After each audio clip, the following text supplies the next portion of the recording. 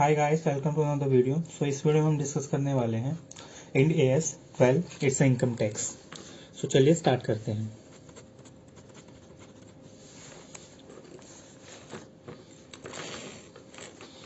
End AS 12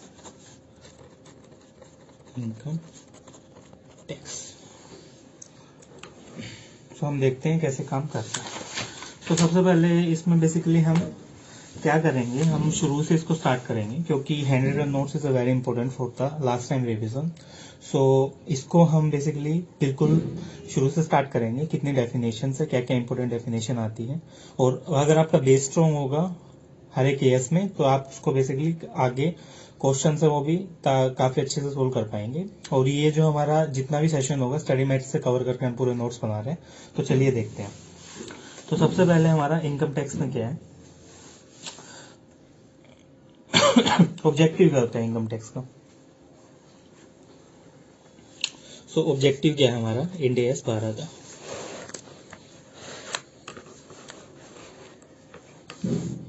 objective of Ind AS 12। So इसमें objective हम देखेंगे। सबसे पहला होता है हमारा to prescribe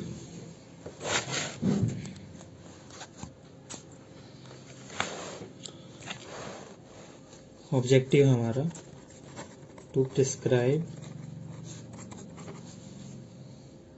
the accounting treatment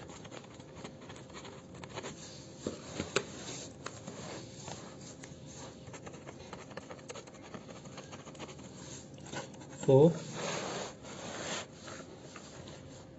income tax current and future tax consequences।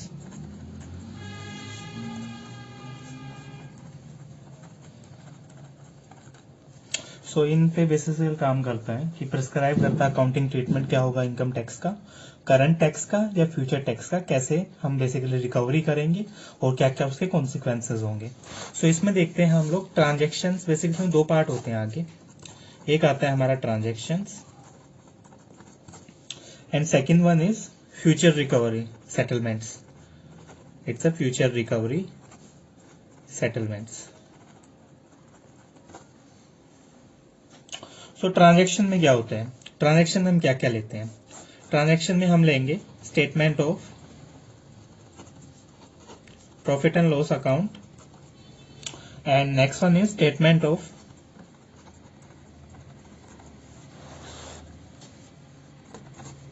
Other comprehensive incomes.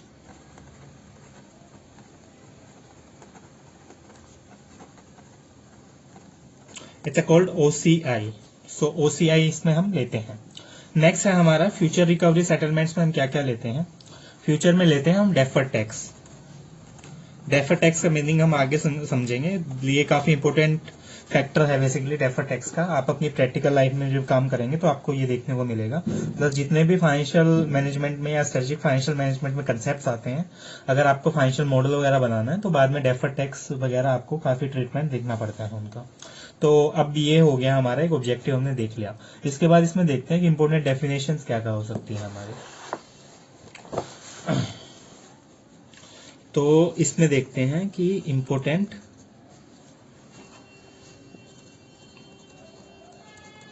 Definitions क्या क्या है। सो इंपोर्टेंट डेफिनेशन में हम देखें, सबसे पहला आता है हमारा अकाउंटिंग इनकम। अकाउंटिंग इनकम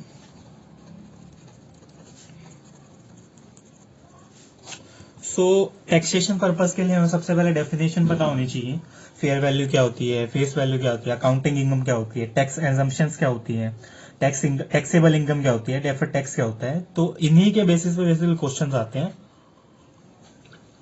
और अगर आपको ये सब अच्छे से पता होंगे, आपको कंसेप्ट क्लियर होंगे बेसिक से, तो आप आगे उसमें अटकेंगे नहीं। चाहे कितना ही घुमा फिरा के आपको क्वेश्चन दे दे, आप उसमें अटकेंगे नहीं। तो सबसे हम पहले देखते हैं अकाउंटिंग इनकम क्या होती है। सो जो नेट प्रॉफिट और लॉस होता है हमारा, नेट प्रॉफिट या लॉस है फॉर द पीरियड, किसी पीरियड के लिए हमारा दिया जा रहा है, हमारी लाइक अकाउंटिंग इनकम क्या होती है, नेट प्रॉफिट और लॉस होता है किसी पर्टिकुलर पीरियड के लिए, like it's 2 years, 5 years, 3 years, तो कोई भी हो सकता है वो। सो ये एक पीरियड होता है as reported,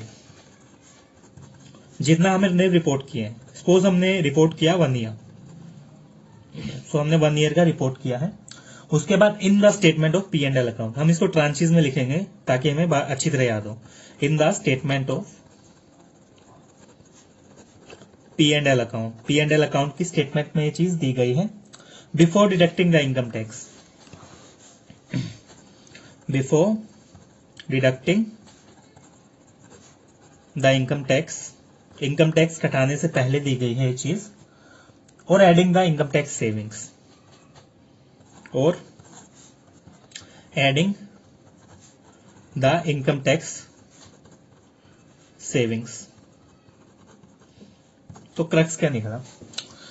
basically accounting income क्या है, एक नेट प्रॉफिट और लॉस है। लाइक आपको कोई प्रॉफिट दिया गया है या कोई लॉस दिया गया है किसी पीरियड के लिए। पीरियड क्या हो सकता है, सेज 1 year, मतलब मैं 1 साल का पीरियड मानूंगा कि 1 साल के लिए हो सकता है।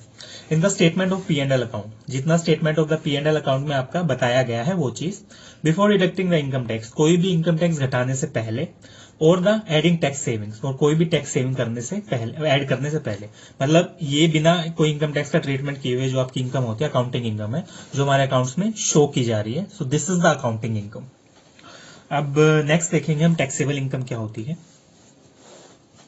सो ये हमारी सेकंड डेफिनेशन है, टैक्सेबल इनकम। टैक्सेबल इनकम है हमारी amount of the income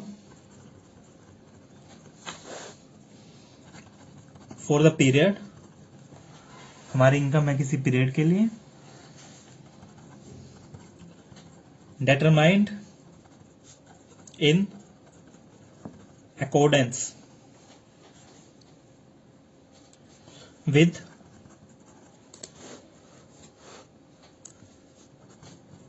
tax laws, says Income Tax Act 1961, based upon which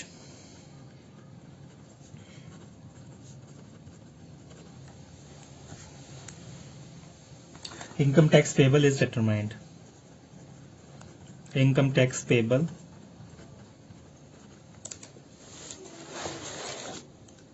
is determined. So बात क्या निकली, बेसिकली ये क्या, ये अमाउंट ऑफ द इनकम है।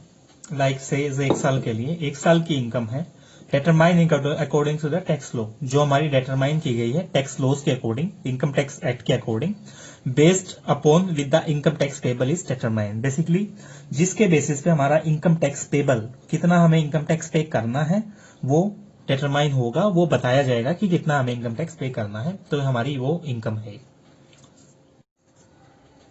सो नेक्स्ट डेफिनेशन है टैक्स एक्सपेंसेस। टैक्स एक्सपेंसेस क्या होते हैं हमारे, ये बेसिकली मैं इंपॉर्टेंट नोट्स बनवा रहा हूँ आपके, जो जो आपको डेफिनेशन इसमें कवर करने हैं, और ये नोट्स आप साथ के साथ बना लीजिए ताकि आपको बेटर रहेगा लास्ट मिनट रिवीजन करने के। सो टैक्स एक्सपेंसेस क्या होते हैं हमारे, अमाउंट ऑफ द इनकम और the loss for the period determined according to the tax law based upon which income tax payable is aggregate of the current tax to deferred tax. So basically हमारा क्या है, current tax plus deferred tax, ये दोनों मैंने add कर दिए यहाँ पे। चार्ज और the credit to the statement of P and L account, जो बेसिकली चार्ज किए गए हैं कहाँ पे, पी एंड एल अकाउंट में। तो ये क्या है हमारे टैक्स एक्सपेंसेस। नेक्स्ट क्या देखना है हमें, नेक्स्ट देखना है डेफर्ड टैक्स क्या होते हैं। सो डेफर्ड टैक्स,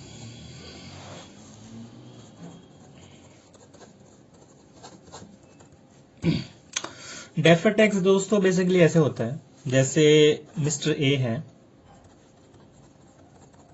इसके अकाउंटेंट ने इसको टैक्स बताया, मतलब टैक्स कैलकुलेशंस के अकॉर्डिंग टैक्स इसका बनता था 1 लाख रुपए, लेकिन जो इनकम टैक्स ऑफिसर है उसकी कैलकुलेशंस के अकॉर्डिंग टैक्स बनता है मेरा 90,000 रुपए। और हम कितना भर चुके हैं?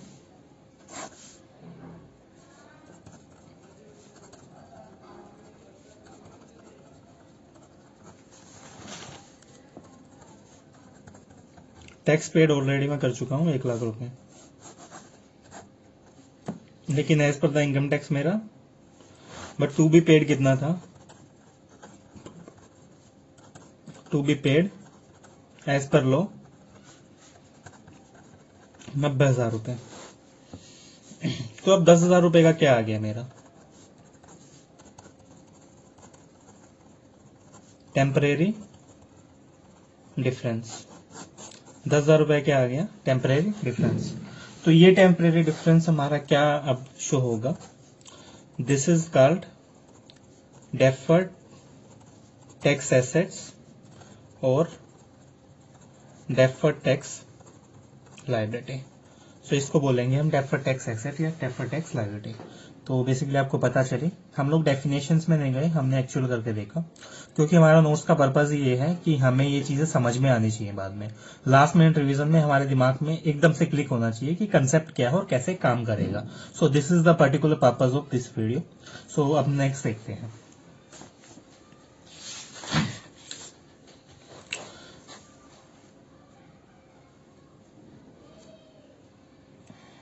अब नेक्स्ट देख लीजिए, हम बता रहे हैं टैक्स बेस क्या होता है।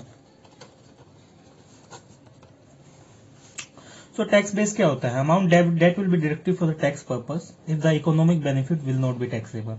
अगर किसी आइटम का इफेक्ट टैक्स में नहीं है और बुक वैल्यू और टैक्सेबल वैल्यू इक्वल होंगी, मतलब अगर किसी आइटम का इफेक्ट नहीं भी था तो हम लोगों ने फिर भी अगर वो टैक्सेशन में ले लिया तो इसको आप इक्वल बोल सकते हो। जो टैक्स बेस है एसेट का और कैरिंग कैपेसिटी के हिसाब से वो इक्वल हो सकता है। लाइक आप कोई भी अमाउंट देख सकते हो, amount that will deductible for the tax purpose. कोई भी ऐसा अमाउंट जो डिडक्टेबल है किस चीज के लिए? टैक्स पर्पस के लिए। लाइक आप टैक्स पर्पस के लिए उसको डिडक्टेबल बना सकते हो if the economic benefit will not be taxable. If the economic benefit will not be taxable, उसका जो इकोनॉमिक बेनिफिट है वो टैक्सेबल नहीं हो सकता।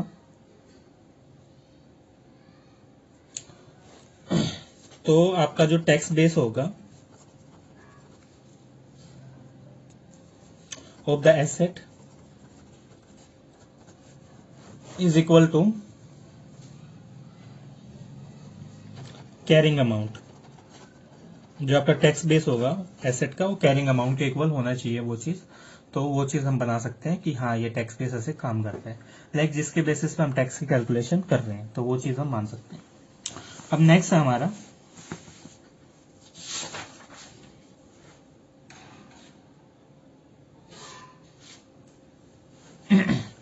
टैक्सेबल टेम्परेरी डिफरेंसेस क्या होते हैं हमारे, ये देखते हैं। टैक्सेबल टेम्परेरी डिफरेंसेस किस चीज को बोल सकते हैं हम लोग? तो दोस्तों जो टेम्परेरी डिफरेंस अराइज होते हैं taxable that will result in the taxable amount determining the taxable profit of the future period. Basically आपकी किस लिए अराइज हो रही है, किस लिए आ रहे हैं? Result will result in taxable amount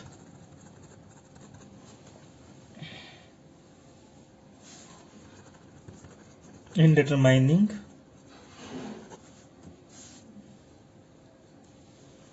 taxable profit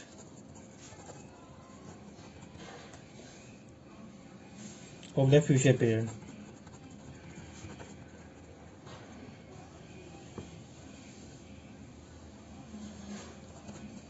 it arises DTL।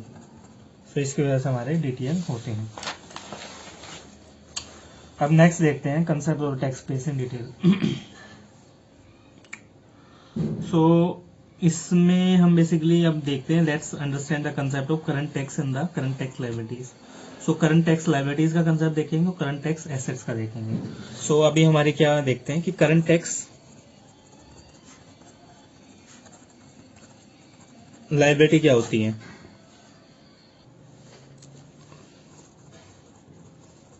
So current tax for the current और प्रायर पीरियड, करंट पीरियड और prior period, to the extent unpaid, basically जितना हमारा अनपेड है।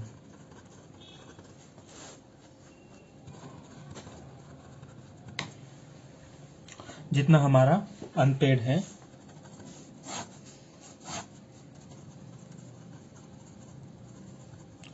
Recognised as liability, provision for the tax इसलिए बनता है। Basically हमारा जो करंट टैक्स होगा या तो इस पीरियड का, लाइक FY 1990 इसमें डील कर रहे हैं, 1920 में डील कर रहे हैं, तो इस पीरियड का या फिर पिछले पीरियड का, तो वो बेसिकली जितना अनपेड है या तो हमने उसको एज लायबिलिटी दिखा रखा है या उसको प्रोविजन फॉर द टैक्स दिखा रखा है, तो वो हमारा क्या होगा, हमारी करंट लायबिलिटी होगी। तो एग्जैक्ट लायबिलिटी जो करंट टैक्स की है वो basically preparation finalisation of statement के टाइम पे आती है। सो एग्जैक्ट लायबिलिटी तो हम exact liability determine on the preparation and finalization of financial statement। अगर कोई एक्सेस होती है लायबिलिटी की प्रीपेड टैक्स से, any excess of liability over the prepaid tax, अगर कोई एक्सेस हो रहा है हमारा लायबिलिटी में ओवर द प्रीपेड टैक्स में, तो with hold any taxes like TDS वगैरह ट्रीटेड किया जाए करंट लायबिलिटी वगैरह में। तो जो लायबिलिटी है करंट रिपोर्टिंग पीरियड की या अर्लियर रिपोर्टिंग पीरियड की हम देख रहे हैं, तो इसको भी आप मान सकते हो, यानी excess of the liability over the prepaid tax या advance tax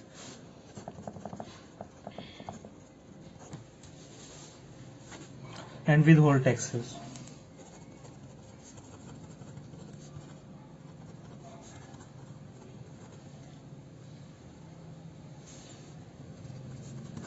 Treat is as current liability. So इसको भी हम क्या मानते हैं, करंट लायबिलिटी। अब हम देखते हैं करंट टैक्स एसेट क्या होता है।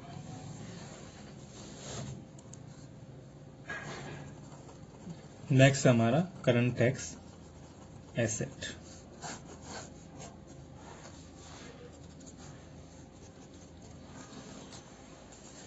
तो करंट टैक्स जो अमाउंट ऑलरेडी पे कर दिया गया है करंट या प्रायर पीरियड आइटम के लिए, और जो एक्सीड है जो अमाउंट हमें पे करना है इस पीरियड के लिए, उसको हम एसेट मान सकते हैं। लाइक अमाउंट ऑलरेडी पेड है हमारा ज्यादा current plus prior period unpaid tax, तो ये क्या हमारी एसेट है, because already income tax department को काफी सारा पैसा हम पे कर चुके हैं। तो इस चीज को आप मान सकते हो कि ये करंट लायबिलिटी है, ये करंट एसेट्स है। तो आज की वीडियो में हम इतना ही देखते हैं, आगे की वीडियो में हम नेक्स्ट नोट्स बनाने का काम करेंगे। अगर आपको वीडियो अच्छी लगी आप चैनल को सब्सक्राइब कर सकते हैं और अपने दोस्तों को बता सकते हैं ताकि वो भी फ्री ऑफ कॉस्ट लेक्चर का फायदा उठा सके। सो मिलते हैं अगली वीडियो में, तब के लिए धन्यवाद।